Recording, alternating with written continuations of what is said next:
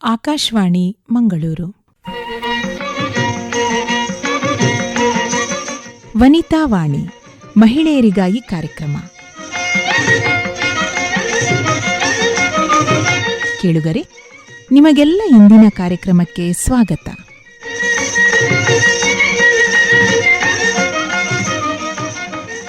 ಇಂದಿನ ಕಾರ್ಯಕ್ರಮದಲ್ಲಿ ಕೇಳಿ ತೋಕೂರು ಮಹಿಳಾ ಮಂಡಲದ ಸದಸ್ಯರಿಂದ ಕಾರ್ಯಕ್ರಮ ವೈವಿಧ್ಯ.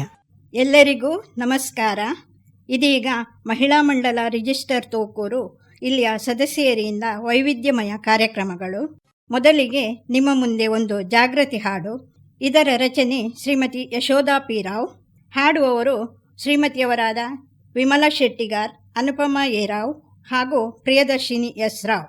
ವಂದನೆ ಮಾಡುವೆವು ತಮಗೆಲ್ಲರಿಗೂ, ವಂದನೆ ಮಾಡುವೆವು, ವಂದನೆ ಮಾಡುವೆವು ಆನಂದದಿಂದ, ವಂದನೆ ಮಾಡುವೆವು.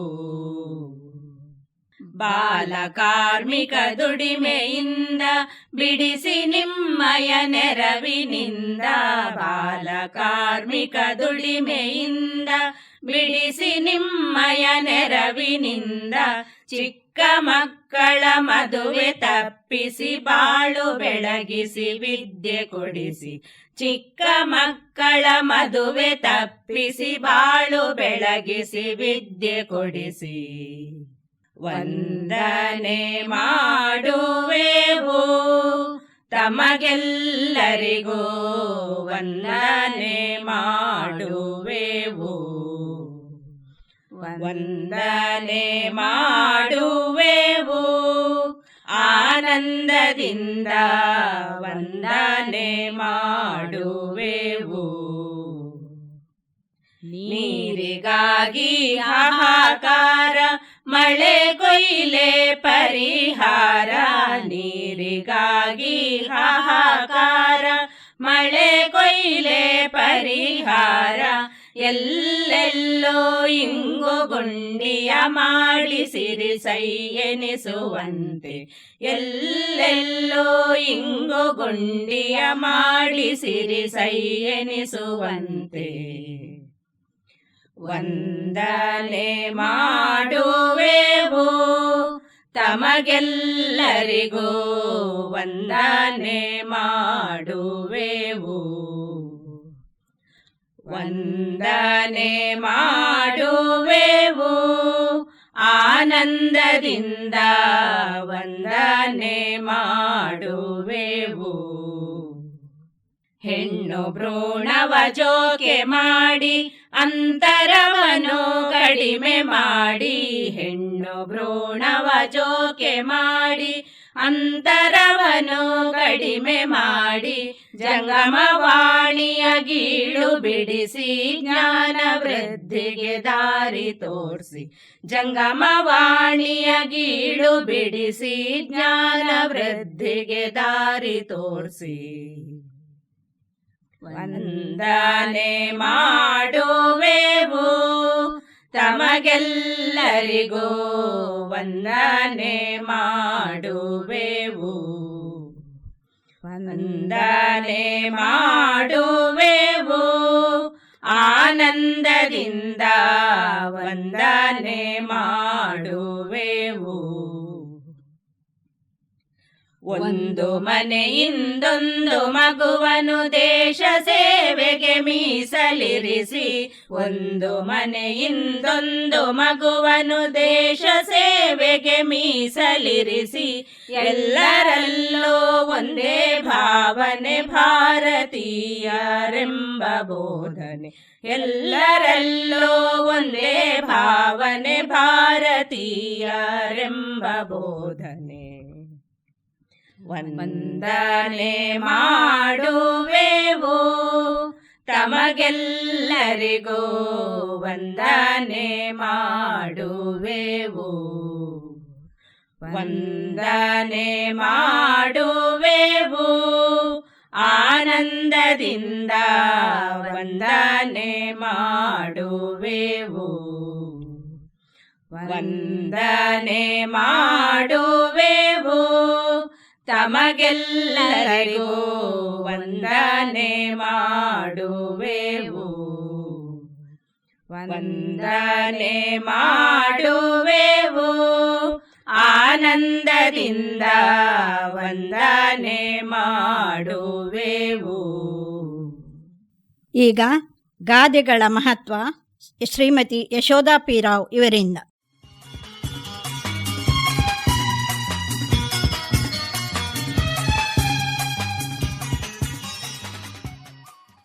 ಗಾದೆಗಳು ವೇದಕ್ಕೆ ಸಮ. ವಿಶ್ವದಲ್ಲಿ ಪ್ರಚಲಿತದಲ್ಲಿರುವ ಗಾದೆಗಳು ವೇದಕ್ಕೂ ಮಿಗಿಲಾದುದು. ಗಾದೆ ಎಂಬುದು ನಮ್ಮ ಪೂರ್ವಜರ ಅನುಭವದ ತಿರುಳು. 1000 ವಾಕ್ಯಗಳಲ್ಲಿ ಹೇಳುವ ಮಾತನ್ನು ಒಂದೇ ವಾಕ್ಯದಲ್ಲಿ ಗಾದೆ ತಿಳಿಸುತ್ತದೆ. ಬದುಕಿನ ಅವಗುಣಗಳಿಗೆ ಗಾದೆ ಒಂದು ಚಾಟಿ ಏಟು. ಕಾರಣ, ಗಾದೆ ಜನಮಾನಸರ ಸಂಭಾಷಣೆಯಲ್ಲಿ ಹಾಸುಹೊಕ್ಕಾಗಿ ಬೆರೆತಿರುತ್ತದೆ.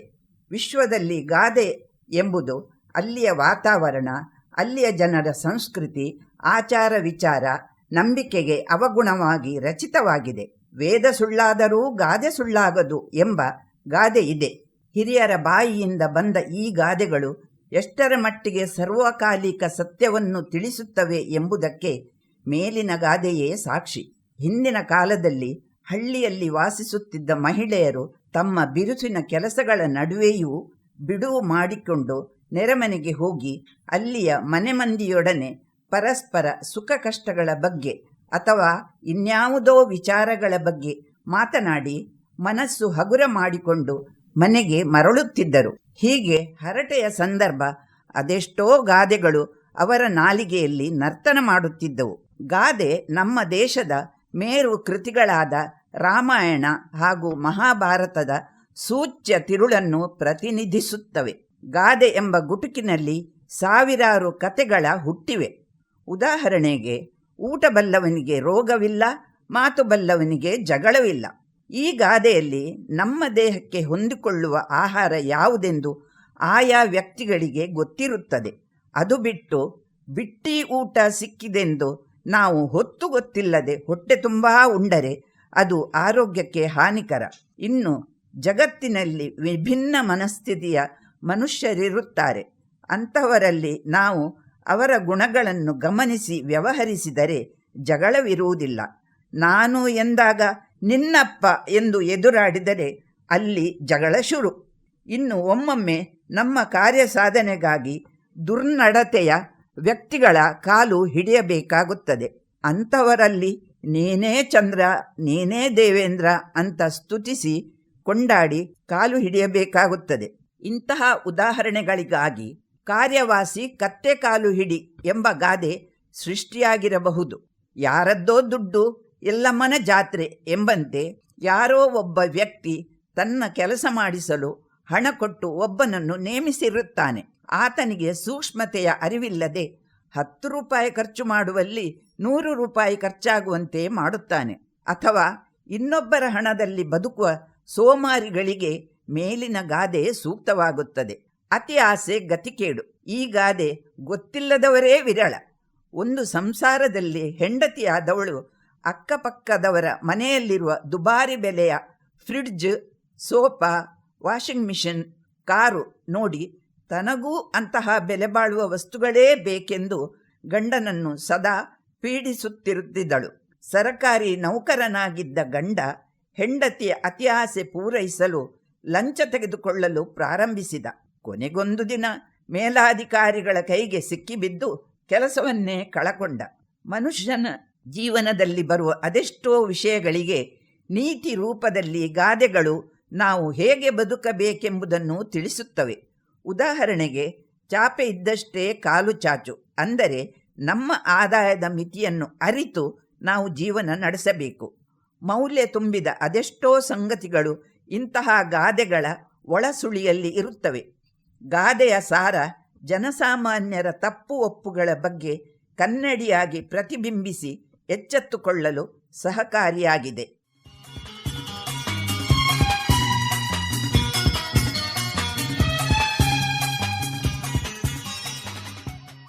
ಇದೀಗ ಒಂದು ಕಿರುಪ್ರಹಸನ ಬದಲಾದ ಅತ್ತೆ. ಇದರ ರಚನೆ ಶ್ರೀಮತಿ ಯಶೋಧಾ ಪಿ ರಾವ್. ಸೊಸೆಯನ್ನು ಹಿಂಸಿಸುತ್ತಿದ್ದ ಅತ್ತೆಯೊಬ್ಬಳು ಸಮಾಜ ಕಲ್ಯಾಣ ಇಲಾಖೆಯ ಸಮಾಜ ಸೇವಕಿಯರ ಮಧ್ಯಸ್ಥಿಕೆಯಿಂದ ತನ್ನ ನಡತೆಯನ್ನು ತಿದ್ದಿಕೊಂಡು ಬದಲಾದ ಕತೆ. ಅತ್ತೆ ರುಕ್ಮಿಣಿಯಾಗಿ ಶ್ರೀಮತಿ ಪ್ರೇಮಲತಾ ಶೆಟ್ಟಿಗಾರ್, ಸೊಸೆ ಸುಗುಣಳ ಪಾತ್ರದಲ್ಲಿ ಶ್ರೀಮತಿ ಪ್ರಿಯದರ್ಶಿನಿ ಎಸ್ ರಾವ್, ನೆರೆಮನೆಯ ಸಾವಿತ್ರಮ್ಮನಾಗಿ ಶ್ರೀಮತಿ ಯಶೋಧಾ ಪಿ ರಾವ್, ಮಹಿಳಾ ಕಲ್ಯಾಣ ಇಲಾಖೆಯ ಸಮಾಜ ಸೇವಕಿಯರಾಗಿ ಶ್ರೀಮತಿ ವಿನೋದಾ ಭಟ್ ಹಾಗೂ ಶ್ರೀಮತಿ ಪ್ರಮೀಳಾ ಡಿ ಶೆಟ್ಟಿ.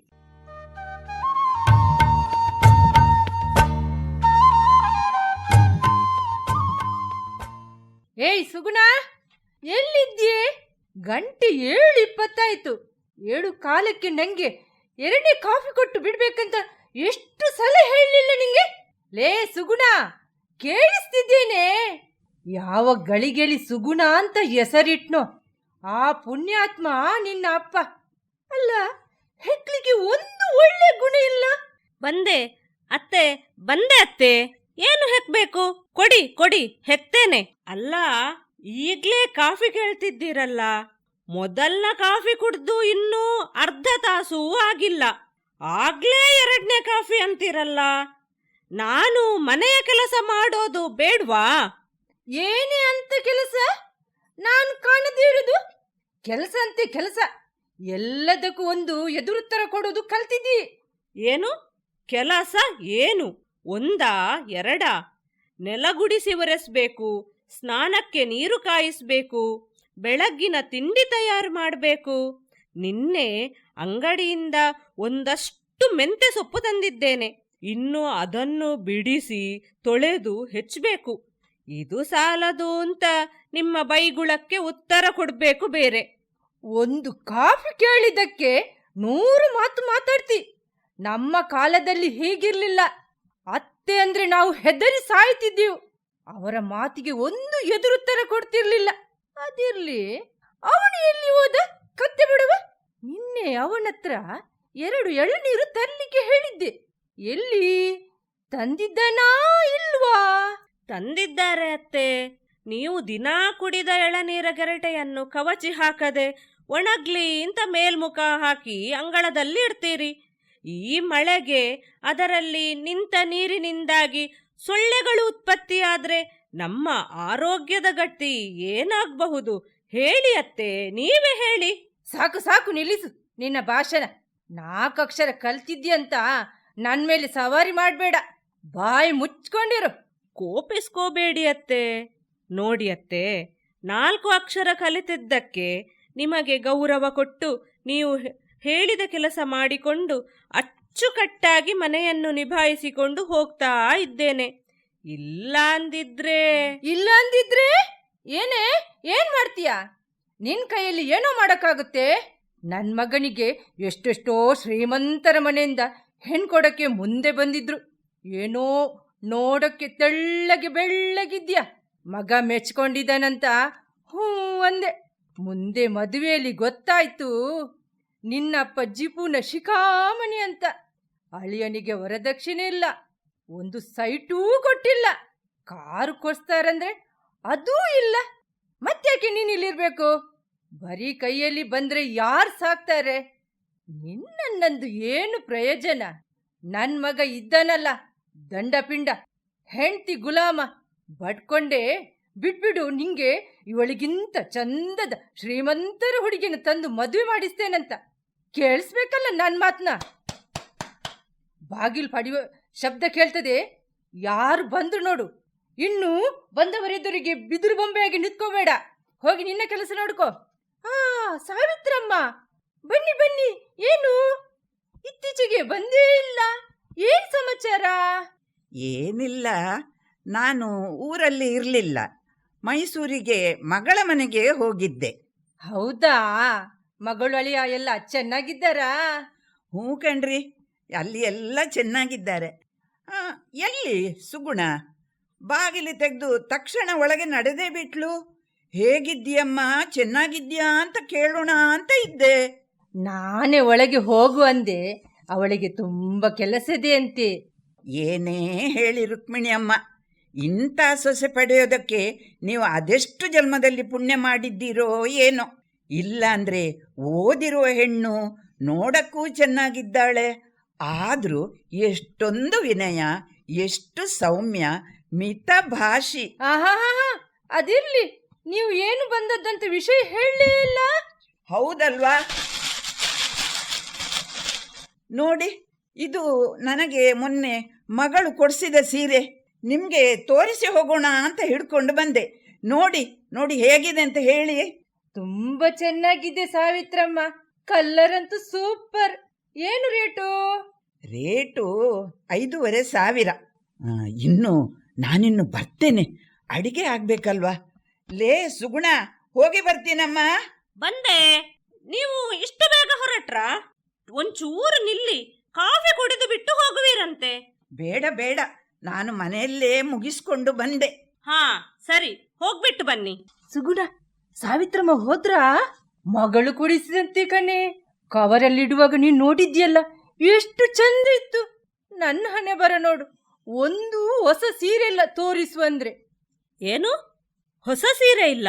ಮೊನ್ನೆ ಮೊನ್ನೆ ಮೊನ್ನೆ ತಾನೇ ಕೊಡಿಸಿದ್ವಲ್ಲ ಅತ್ತೆ. ಅದು ಸಾವಿತ್ರಮ್ಮ ನೋಡಿದ್ದಾರೆ. ಅಲ್ಲದೆ ಅದು ನನ್ನ ಮಗ ಕೊಡಿಸಿದ್ದು. ನಿನ್ನ ತವರು ಮನೆಯವರು ಏನಾದ್ರೂ ಕೊಟ್ರಾ? ಎಲ್ಲದಕ್ಕೂ ನನ್ನ ತವರೇ ಮನೆಯವರನ್ನು ಎಳೆದುಕೊಂಡು ತರಬೇಡಿ. ನನಗೆ ಏನಾದ್ರೂ ಅನ್ನಿ, ನಾನು ಸುಮ್ಮನಿರ್ತೇನೆ. ಅವರಿಗೆ ಏನು ಹೇಳಬೇಡಿ, ಪಾಪ ಅವರು. ಏನ್ ಮಾಡ್ತೀಯ? ಅಂತೀನಿ, ಅಂದೆ ಅಂತೀನಿ. ಅಯ್ಯೋ ಅಯ್ಯೋ ಅಯ್ಯೋ, ಬಿಡಿಯತ್ತೆ, ನನ್ನ ಜುಟ್ಟು ಬಿಡಿಯತ್ತೆ. ಏನ್ ಮಾಡ್ತೀರಾ ಸೊಸೆಯನ್ನು? ಬಿಡಿ ಬಿಡಿ, ಅವಳ ಜುಟ್ಟು ಬಿಡಿ. ಯಾರು ನೀವು? ಸೀದಾ ಒಳಗೆ ನುಗ್ಗಿದಿರಲ್ಲ. ಹೌದು, ನಾವು ಮಹಿಳಾ ಕಲ್ಯಾಣ ಇಲಾಖೆಯವರು. ಹಾಗೆಯೇ ದಾರಿಯಲ್ಲಿ ನಮ್ಮ ಪಾಡಿಗೆ ನಾವು ಹೋಗ್ತಾ ಇದ್ದಾಗ ಅಯ್ಯೋ ಅಯ್ಯೋ ಅಂತ ಕಿರಿಚಿದು ಕೇಳಿಸ್ತು. ಕಿಟಕಿಯಲ್ಲಿ ಇಣುಕಿ ನೋಡಿದ್ರೆ ಸೊಸೆಯ ಜುಟ್ಟು ನಿಮ್ಮ ಕೈಯಲ್ಲಿ. ಏನಿದು? ನಿಮ್ಮನ್ನು ಹೇಳುವವರು ಕೇಳುವವರು ಯಾರೂ ಇಲ್ಲ ಅಂತ ಅಂದ್ಕೊಂಡ್ರಾ? ನಾವಿದ್ದೀವಿ. ನೀವು ಸೊಸೆಯ ಮೇಲೆ ದೌರ್ಜನ್ಯ ಮಾಡ್ತಿದ್ದೀರಂತ ಈ ಮೊದಲೇ ನಮಗೆ ಗೊತ್ತಾಗಿದೆ. ಒಂದು ಕಂಪ್ಲೇಂಟ್ ಬರೆದು ಕೊಡು ಅಂತ ನಿಮ್ಮ ಸೊಸೆಗೆ ಎಷ್ಟೋ ಸಲ ಹೇಳಿದ್ವಿ. ಅವಳೋ ಸುಗುಣ ಅಂದರೆ ಅಕ್ಷರಶಃ ಸುಗುಣ. ನಾವೇ ಇವತ್ತು ಕಣ್ಣಾರೆ ನೋಡುವ ಹಾಗಾಯ್ತು. ಇನ್ನೊಮ್ಮೆ ಹೀಗೆ ನೀವು ದೌರ್ಜನ್ಯ ಮಾಡಿದ್ರೆ ಎಲ್ಲಿ ಎಲ್ಲಿ ನಿಮ್ಮ ಮಗ, ಇಬ್ಬರನ್ನು ಒಟ್ಟಿಗೆ ಜೈಲಿಗೆ ಕಳಿಸ್ತೇವೆ. ಹುಷಾರ್. ನೋಡಿ ರುಕ್ಮಿಣಮ್ಮ, ನೀವು ಸ್ವಲ್ಪ ಸಮಾಧಾನದಿಂದ ಕುಳಿತು ನಿಧಾನವಾಗಿ ಯೋಚನೆ ಮಾಡಿ. ಇದೇ 4 ತಿಂಗಳ ಹಿಂದೆ ನೀವು ಬಿದ್ದು ಕಾಲು ಮುರಿದುಕೊಂಡು ಮಲಗಿದಲ್ಲೇ ಇದ್ದಿರಂತೆ. ಆಗ ಈ ನಿಮ್ಮ ಸೊಸೆ ನಿಮ್ಮನ್ನು ಒಂದು ಸಣ್ಣ ಮಗುವಿನ ಆರೈಕೆ ಮಾಡುವಂತೆ ನಿಮ್ಮ ಆರೈಕೆ ಮಾಡಿದ್ದಾರೆಂದು ಊರವರೆಲ್ಲ ಹೇಳುವುದನ್ನು ನಮ್ಮ ಕಿವಿಗೆ ಕೇಳಿ ಬಿದ್ದಿದೆ. ಹಾಗಿರುವಾಗ ಹಿಂದೆ ನಿಮ್ಮ ಅತ್ತೆ ನಿಮಗೆ ಹಿಂಸೆ ಕೊಟ್ಟಿದ್ದಾರೆಂದು ಅದನ್ನೇ ಮನಸ್ಸಿನಲ್ಲಿಟ್ಟುಕೊಂಡು ನಿಮ್ಮ ಸೊಸೆಗೆ ಈಗ ನೀವು ಹಿಂಸೆ ಕೊಡುವುದು ಎಷ್ಟು ಸರಿ ಹೇಳಿ? ನಿಮಗೂ ಒಬ್ಬಳು ಮಗಳಿದ್ದು ಅವಳಿಗೂ ಅವಳ ಅತ್ತೆಯವರು ಹೀಗೆ ಕಿರುಕುಳ ಕೊಟ್ಟಿದ್ರೆ ನಿಮಗೆಷ್ಟು ನೋವಾಗುತ್ತಿತ್ತು ಹೇಳಿ ರುಕ್ಮಿಣಮ್ಮ. ಇದು ಸರಿಯಾ? ನೀವು ಹೇಳ್ತಿರುವುದು 100ಕ್ಕೆ 100 ಸತ್ಯ. ನನ್ನ ಕಣ್ಣು ತೆರೆಸಿದಿರಿ. ಇನ್ಮೇಲೆ ಸುಗುಣ ನನ್ನ ಸೊಸೆಯಲ್ಲ, ಸ್ವಂತ ಮಗಳು. ನನ್ನನ್ನು ನಾನೇ ತಿದ್ದಿಕೊಂಡು ಹೊಂದಿಕೊಂಡು ಸಂತೋಷವಾಗಿ ಬಾಳುತ್ತೇವೆ. ನೀವೆಲ್ಲ ಈಗ ಹೋಗಿ ಮುಂದೊಂದು ದಿನ ಬನ್ನಿ. ಸರಿ, ನಾವಿನ್ನು ಬರ್ತೀವಿ. ಸುಗುಣ, ನಾವು ಬರ್ತೀವಮ್ಮ. ತುಂಬ ಥ್ಯಾಂಕ್ಸ್ ನಿಮಗೆ. ಅಬ್ಬಾ, ಮನೆಯಿಂದ ಹೊರಗೆ ಬಂದೆವು. ನಮ್ಮ ನಾಟಕ ಸಕ್ಸಸ್. ನಾವು ನಕಲಿ ಮಹಿಳಾ ಕಲ್ಯಾಣ ಇಲಾಖೆಯವರು ಅನ್ನೋ ಸತ್ಯ ಕೊನೆಗೂ ಆ ಘಾಟಿ ಮುದುಕಿಗೆ ಗೊತ್ತಾಗಲೇ ಇಲ್ಲ. ಬಚಾವ್. ನಮ್ಮ ಒಂದು ಸುಳ್ಳಿಂದ ಒಂದು ಸಂಸಾರ ಸರಿ ಹೋಯ್ತಲ್ಲ, ಅದೇ ದೊಡ್ಡ ತೃಪ್ತಿ, ಸಮಾಧಾನ.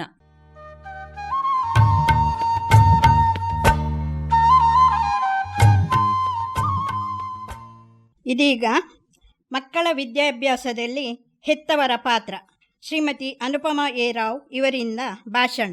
ಇತ್ತೀಚಿನ ದಿನಗಳಲ್ಲಿ ಶಿಕ್ಷಣ ಕ್ಷೇತ್ರದಲ್ಲಿ ಮಕ್ಕಳ ಸಾಧನೆ ಗಮನಿಸಿದರೆ ನಮ್ಮ ಹುಬ್ಬೇರುತ್ತದೆ. ಮಕ್ಕಳ ಬುದ್ಧಿಮತ್ತೆ ಮಟ್ಟ ಹೆಚ್ಚಿಸಲು ಇರುವ ದಾರಿ ಹಲವಾರು. ಪ್ರಯಾಣದ ಸಮಯ ಉಳಿಸಿ ಮನೆಯಲ್ಲಿಯೇ ಕುಳಿತು ಅಂತರ್ಜಾಲದ ಸಹಾಯದಿಂದ ಕಂಪ್ಯೂಟರ್ ಮುಂದೆ ಕುಳಿತು ಆನ್ಲೈನ್ ಕ್ಲಾಸ್ಗಳಿಗೆ ಸೇರಿ ಮಾಡಬಹುದಾದ ಕೋರ್ಸುಗಳು ಅದೆಷ್ಟೋ. ಕೆಲಸಕ್ಕೆ ಸೇರಲು ಎಷ್ಟು ಡಿಗ್ರಿಗಳಿದ್ದರೂ ಸಾಲದು. ಅಂತಹ ಈ ಕಾಲದಲ್ಲಿ ನಮ್ಮ ಮಕ್ಕಳಿಗೆ ಮೌಲ್ಯಾಧಾರಿತ ಶಿಕ್ಷಣದ ಅಗತ್ಯವಿದೆ. ಪ್ರತಿನಿತ್ಯ ಜಂಜಾಟದ ಒತ್ತಡದ ಜೀವನ ಸಾಮಾನ್ಯವಾಗಿದೆ. ಇದರಲ್ಲಿ ನನ್ನ ಕಾಳಜಿ ಮಕ್ಕಳ ಕಡೆಗೆ ಜಾಸ್ತಿ. ಅವರು ಹೊತ್ತು ಸಾಗುವ ಮಣಬಾರದ ಶಾಲಾ ಬ್ಯಾಗುಗಳನ್ನು ಕಂಡಾಗ ಮನಸ್ಸು ವಿಲವಿಲ ಒದ್ದಾಡುತ್ತದೆ. ಬಾಲ್ಯದ ತುಂಟಾಟಗಳನ್ನು ಅನುಭವಿಸುವ ಕಾಲದಲ್ಲಿ ಒತ್ತಡದ ಶಿಕ್ಷಣ ಪದ್ಧತಿಗೆ ಮಕ್ಕಳು ಬಲಿಯಾಗುತ್ತಿದ್ದಾರೆ. ಅಪಾರ ಜ್ಞಾನ ಸಂಪಾದನೆಯ ಜೊತೆಗೆ ಸಂಸ್ಕಾರ ಶಿಕ್ಷಣ ಕೂಡ ಮುಖ್ಯ. ಸಂಸ್ಕಾರ ಎನ್ನುವುದು ಬಾಲ್ಯದಿಂದಲೇ ಮಕ್ಕಳಿಗೆ ದೊರೆಯಬೇಕು. ಅದುವೇ ಅವರ ವ್ಯಕ್ತಿತ್ವ ವಿಕಸನಕ್ಕೆ ಬುನಾದಿ ಎಂದರೆ ತಪ್ಪಾಗಲಾರದು. ನಾನದೆಷ್ಟೋ ಸಲ ಯೋಚಿಸಿದ್ದುಂಟು. ಹಿಂದಿನ ಕಾಲದಲ್ಲಿ ಕೂಡು ಕುಟುಂಬ ಪದ್ಧತಿ ಹೆಚ್ಚಾಗಿ ಇತ್ತು. ಎಲ್ಲಾ ಮನೆಯಲ್ಲೂ ಕಡಿಮೆ ಎಂದರೂ 8-10 ಮಕ್ಕಳು ಇರುತ್ತಿದ್ದರು. ಜೊತೆಗೆ ಕೃಷಿ ಮುಖ್ಯ ಕಸುಬು. ಇಷ್ಟೆಲ್ಲದರ ಮಧ್ಯೆ ಮಕ್ಕಳನ್ನು ಸಂಸ್ಕಾರ ಭರಿತರಾಗಿ ಒಂದು ಚೌಕಟ್ಟಿನೊಳಗೆ ಹಿಡಿತದಲ್ಲಿಟ್ಟುಕೊಂಡು ಅದು ಹೇಗೆ ಸಲಹಿ ಬೆಳೆಸುತ್ತಿದ್ದರೋ ಎಂದು ನನಗೆ ನಾನೇ ಪ್ರಶ್ನಿಸಿಕೊಂಡಿದ್ದೇನೆ. ಯಾಕೆಂದರೆ ಈಗ ಕೂಡು ಕುಟುಂಬ ಪದ್ಧತಿ ಬಹಳ ವಿರಳ. ಇರುವ 1-2 ಮಕ್ಕಳನ್ನು ಶಾಲೆಗೆ ಹೊರಡಿಸಿ ಹೋಂವರ್ಕ್ ಮುಗಿಸಿ ಶಾಲೆಯಲ್ಲಿ ಕೊಡುವ ಇತರ ಚಟುವಟಿಕೆಗಳನ್ನು ಮಾಡಿಕೊಟ್ಟು ಶಾಲೆಗಳಲ್ಲಿ ನಡೆಸುವ ಸ್ಪರ್ಧೆಗಳಿಗೆ ಅವರನ್ನು ತಯಾರು ಮಾಡಿ ಮುಗಿಸುವಷ್ಟರಲ್ಲಿ ಹೈರಾಣಾಗಿರುತ್ತೇವೆ. ಈ ಸ್ಪರ್ಧಾತ್ಮಕ ಜಗತ್ತಿನಲ್ಲಿ ಚಿರತೆಯ ವೇಗದಲ್ಲಿ ಓಡುವ ಜೊತೆಗೆ ಚತುರತೆಯ ಅಗತ್ಯವೂ ಇದೆ ಎಂಬುದು ಸ್ಪಷ್ಟ. ಇಂಥದ್ದರಲ್ಲಿ ನಮ್ಮ ಹಿರಿಯರು ಮಕ್ಕಳನ್ನು ಬೆಳೆಸಿದ ರೀತಿ ಯೋಚಿಸಿದರೆ ಹೆಮ್ಮೆ ಎನಿಸುತ್ತದೆ. ಗುರುಗಳಿಗೆ ಗೌರವ, ಹಿರಿಯರ ಮಾತಿನ ಪಾಲನೆ, ಎಲ್ಲಾ ಕೆಲಸಗಳಲ್ಲಿ ಹಿರಿಯರೊಡನೆ ಕೈಜೋಡಿಸುವುದು, ಸಾಂಪ್ರದಾಯಿಕ ಉಡುಗೆ ತೊಡುಗೆ ಇತ್ಯಾದಿ ಇದು ನಮ್ಮ ಭಾರತೀಯ ಸಂಸ್ಕೃತಿಯಲ್ಲಿ ನಡೆದುಕೊಂಡು ಬಂದ ಪದ್ಧತಿ. ಆದರೆ ಇತ್ತೀಚೆಗೆ ಆಧುನಿಕತೆಯ ಸೋಗಿಗೆ ಈ ಪರಿಪಾಠವೇ ಬದಲಾಗಿದೆ.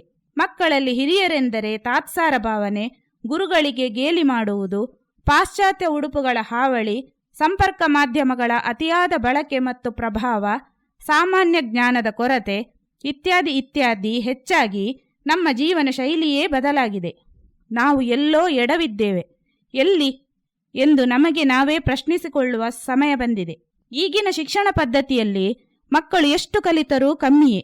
ಹೆತ್ತವರಿಗೂ ಅಷ್ಟೇ. ತಮ್ಮ ಮಕ್ಕಳು ಎಲ್ಲದರಲ್ಲೂ ಅತ್ಯಧಿಕ ಅಂಕ ತೆಗೆದರೇನೇ ಸಮಾಧಾನ. ಇಲ್ಲಿ ಹೆತ್ತವರು ಒಂದನ್ನು ಮುಖ್ಯವಾಗಿ ಗಮನಿಸಬೇಕು. ನಮ್ಮ ಆಸೆಯ ಕನಸುಗಳನ್ನು ಮಗುವಿನ ಮೇಲೆ ಹೇರಿ ಅದನ್ನು ನನಸು ಮಾಡಿಕೊಳ್ಳುವ ಭರಾಟೆಯಲ್ಲಿ ಮಗುವಿನ ನಿಜವಾದ ಆಸೆಗಳನ್ನು ಕಡೆಗಣಿಸಿ ಅದರ ಬಾಲ್ಯವನ್ನು ಕಸಿದುಕೊಂಡು ಮಗುವಿನ ಮನಸ್ಸನ್ನು, ಜೀವನವನ್ನು ನಮ್ಮ ಆಸೆಗಳನ್ನು ಬೇಯಿಸಿಕೊಳ್ಳುವ ಪ್ರೆಷರ್ ಕುಕ್ಕರ್ ಮಾಡಿ ಮಕ್ಕಳನ್ನು ಮಾನಸಿಕ ಒತ್ತಡದ ಕೂಪಕ್ಕೆ ತಳ್ಳುತ್ತಿದ್ದೇವೆಯೇ ಎಂದು ಒಮ್ಮೆ ಆತ್ಮವಿಮರ್ಶೆ ಮಾಡಿಕೊಳ್ಳುವುದು ಉತ್ತಮ. ಯಾಕೆಂದರೆ ಇತ್ತೀಚೆಗೆ ಮಕ್ಕಳ ಆತ್ಮಹತ್ಯೆ ಪ್ರಕರಣಗಳು ಹೆಚ್ಚುತ್ತಿವೆ. ಚಿಕ್ಕ ಚಿಕ್ಕ ವಿಷಯಗಳಿಗೂ ಆತ್ಮಹತ್ಯೆಯ ದಾರಿ ಹಿಡಿಯುತ್ತಿದ್ದಾರೆ ಮಕ್ಕಳು. ಜೀವನದಲ್ಲಿ ಏನಾದರೂ ಸಾಧಿಸಬೇಕು ಎಂಬ ಗುರಿಯಿಲ್ಲದೆ ಆತ್ಮಹತ್ಯೆ ಮಾಡಿಕೊಳ್ಳಲು ಧೈರ್ಯ ಈ ಮಕ್ಕಳಲ್ಲಿ ಹೇಗೆ ಬರುತ್ತದೆ ಎಂಬುದೇ ಯಕ್ಷಪ್ರಶ್ನೆ. ಹಾಗಾದರೆ ನಮ್ಮ ಮಕ್ಕಳಲ್ಲಿ ಆತ್ಮಸ್ಥೈರ್ಯ ಕಡಿಮೆ ಆಗುತ್ತಿದೆ ಎನ್ನುವುದು ಸ್ಪಷ್ಟ. ಇಲ್ಲಿ ಹೆತ್ತವರು ಮೊದಲು ಮಾಡಬೇಕಾದ ಕೆಲಸವೆಂದರೆ ಮಕ್ಕಳನ್ನು ವಿಶ್ವಾಸಕ್ಕೆ ತೆಗೆದುಕೊಳ್ಳಬೇಕು. ಏನೇ ಆದರೂ ನಿನ್ನೊಂದಿಗೆ ನಾವಿದ್ದೇವೆ ಎಂಬ ಮಾನಸಿಕ ಬಲವನ್ನು ಹೆತ್ತವರು ಮಗುವಿಗೆ ನೀಡಬೇಕು. ಆ ನಂಬಿಕೆ ಮಗುವಿನ ಮನಸ್ಸಿನಲ್ಲಿ ಬಲವಾಗಿ ಬೇರೂರಬೇಕು. ಅಲ್ಲದೆ ತಾಳ್ಮೆ ಎನ್ನುವುದೇ ಈಗಿನ ಮಕ್ಕಳಲ್ಲಿ ಮರೀಚಿಕೆಯಾಗಿದೆ. ತಲ್ಲಣಿಸದಿರು ಕಂಡ್ಯ ತಾಳು ಮನವೇ ಎಂಬ ಪದ್ಯದಂತೆ ತಾಳ್ಮೆಯ ಪಾಠ ಮಕ್ಕಳಿಗೆ ಬೋಧಿಸಬೇಕು. ಬರೀ ಅಂಕಗಳಿಗೆ ಮೊರೆ ಹೋಗದೆ ಸಂಸ್ಕಾರ, ನ್ಯಾಯ, ನೀತಿ, ಸಂಪ್ರದಾಯಗಳ ಮೌಲ್ಯಗಳನ್ನು ನಮ್ಮ ಮಕ್ಕಳಿಗೆ ಬಾಲ್ಯದಿಂದಲೇ ನೀಡಿ ಬೆಳೆಸಿದರೆ ಅವರ ಆತ್ಮಸ್ಥೈರ್ಯ ಬಂಡೆಯಂತೆಯೇ ಅಚಲವಾಗಿರುತ್ತದೆ ಎನ್ನುವುದರಲ್ಲಿ ಸಂಶಯವಿಲ್ಲ. ಬರೀ ಅಂಕಗಳಿಗೆ ಮೊರೆ ಹೋಗದೆ ಸಂಸ್ಕಾರ, ನ್ಯಾಯ, ನೀತಿ, ಸಂಪ್ರದಾಯಗಳ ಮೌಲ್ಯಗಳನ್ನು ನಮ್ಮ ಮಕ್ಕಳಿಗೆ ಬಾಲ್ಯದಿಂದಲೇ ನೀಡಿ ಬೆಳೆಸಿದರೆ ಅವರ ಆತ್ಮಸ್ಥೈರ್ಯ ಬಂಡೆಯಂತೆಯೇ ಅಚಲವಾಗಿರುತ್ತದೆ ಎಂಬುದರಲ್ಲಿ ಸಂಶಯವಿಲ್ಲ. ಮಕ್ಕಳಿಗೆ ರಾಮಾಯಣ, ಮಹಾಭಾರತ, ನೀತಿ ಕಥೆಗಳು, ಸಂಪದ್ಭರಿತ ಭಾರತದ ಇತಿಹಾಸದ ಕಥೆಗಳ ಬಗ್ಗೆ ಶಿಕ್ಷಣ ನೀಡಬೇಕು. ಇದರಿಂದ ಮಕ್ಕಳಲ್ಲಿ ಧನಾತ್ಮಕ ಚಿಂತನೆಗಳು ಬೆಳೆದು ಹೊಸ ಹೊಸ ವಿಷಯಗಳು ಅವರ ಜ್ಞಾನಕೋಶಕ್ಕೆ ಸೇರಿಕೊಳ್ಳುತ್ತದೆ. ಮರಗಿಡಗಳನ್ನು ಬೆಳೆಸುವ ಅಭ್ಯಾಸ ಕಲಿಸಿಕೊಟ್ಟು ಪ್ರಾಣಿ ಪಕ್ಷಿಗಳನ್ನು ಪ್ರೀತಿಸುವ ಹವ್ಯಾಸ ಬೆಳೆಸಿದರೆ ಪರಿಸರ ಪ್ರೇಮ ಸಹಜವಾಗಿ ಅವರಲ್ಲಿ ಚಿಗುರೊಡೆಯುತ್ತದೆ. ದೈಹಿಕ ಹಾಗೂ ಮಾನಸಿಕ ಆರೋಗ್ಯದ ದೃಷ್ಟಿಯಿಂದ ಮಕ್ಕಳಿಗೆ ಯೋಗ, ಪ್ರಾಣಾಯಾಮ, ಧ್ಯಾನ ಹಾಗೂ ಇತರ ದೈಹಿಕ ಶಿಕ್ಷಣವನ್ನು ಕೊಡಿಸಬೇಕು. ಮನಸ್ಸಿಗೆ ಮುದ ನೀಡುವ ಟಿವಿ ಕಾರ್ಯಕ್ರಮಗಳ ಬಗ್ಗೆ ಒಲವು ತೋರಿಸಬೇಕು. ಕ್ರೂರತನ, ಕ್ರೈಮ್ ಮಾಹಿತಿ ನೀಡುವ ಕಾರ್ಯಕ್ರಮಗಳಿಂದ ಮಕ್ಕಳನ್ನು ದೂರವಿಡಿ. ಅವು ಮಾನಸಿಕ ಸ್ಥಿರತೆಯನ್ನು ಕೆಡಿಸಿ ವಿಕೃತಿಗೆ ದಾರಿ ಮಾಡಿಕೊಡುತ್ತವೆ. ಇತ್ತೀಚೆಗಂತೂ ಹೆಣ್ಣು ಮಕ್ಕಳನ್ನು ಒಬ್ಬೊಬ್ಬರೇ ಎಲ್ಲಿಗೂ ಕಳುಹಿಸಲು ಧೈರ್ಯವಿಲ್ಲದಂತಹ ಸ್ಥಿತಿ ಎದುರಾಗಿದೆ. ಎಲ್ಲಿ ನೋಡಿದರೂ ಚಿಕ್ಕ ಮಕ್ಕಳ ಮೇಲಿನ ಅತ್ಯಾಚಾರ ಪ್ರಕರಣಗಳು ಹೆಚ್ಚುತ್ತಿವೆ. ಮಕ್ಕಳನ್ನು ಟಿವಿ, ಮೊಬೈಲ್ನಿಂದ ದೂರ ಇಡಲು, ಅವರನ್ನು ಸದಾ ಕಾರ್ಯನಿರತರನ್ನಾಗಿರುವಂತೆ ಮಾಡಲು ಸಂಗೀತ, ಭರತನಾಟ್ಯ, ಚಿತ್ರಕಲೆ, ಯಕ್ಷಗಾನ, ಕರಾಟೆ ಇಂತಹ ತರಗತಿಗೆ ಸೇರಿಸಿ. ಇಂತಹ ಹವ್ಯಾಸದಿಂದ ಮಕ್ಕಳ ನೆನಪು ಶಕ್ತಿ, ಏಕಾಗ್ರತೆ, ತಾಳ್ಮೆ ಹೆಚ್ಚಾಗುತ್ತದೆ. ಎಲ್ಲಕ್ಕಿಂತ ಮುಖ್ಯವಾಗಿ ನಾವು ಮಕ್ಕಳ ಜೊತೆ ಕುಳಿತು ಪ್ರತಿದಿನದ ಆಗುಹೋಗುಗಳ ಬಗ್ಗೆ ವಿಚಾರ ವಿನಿಮಯ ಮಾಡಿಕೊಳ್ಳುವ ಅಭ್ಯಾಸವನ್ನೇ ಮರೆತಿದ್ದೇವೆ. ಮುಖ್ಯವಾಗಿ ಮಕ್ಕಳ ಜೊತೆ ಪ್ರತಿದಿನ ಕುಳಿತು ಊಟ ಮಾಡುವ ಅಭ್ಯಾಸ ಹೆತ್ತವರು ರೂಢಿಸಿಕೊಂಡರೆ ಉತ್ತಮ.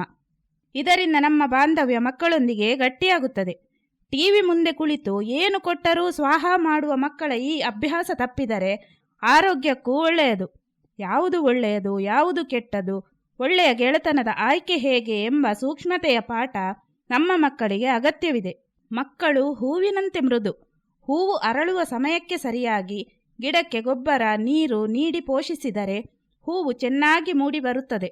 ಬೆಳೆಯುವ ಸಿರಿ ಮೊಳಕೆಯಲ್ಲಿಯೇ ಎಂಬಂತೆ ಮಕ್ಕಳಿಗೆ ಬಾಲ್ಯದಲ್ಲಿಯೇ ಒಳ್ಳೆಯ ಸಂಸ್ಕಾರ ನೀಡಿ ಒಳ್ಳೆಯ ವಾತಾವರಣದಲ್ಲಿ ಬೆಳೆಸಿದರೆ ಅವರು ಮುಂದೊಂದು ದಿನ ಸಮಾಜದಲ್ಲಿ ಆದರ್ಶ ವ್ಯಕ್ತಿಯಾಗಿ ಬೆಳೆದು ಉತ್ತಮ ನಾಗರಿಕರಾಗುತ್ತಾರೆ.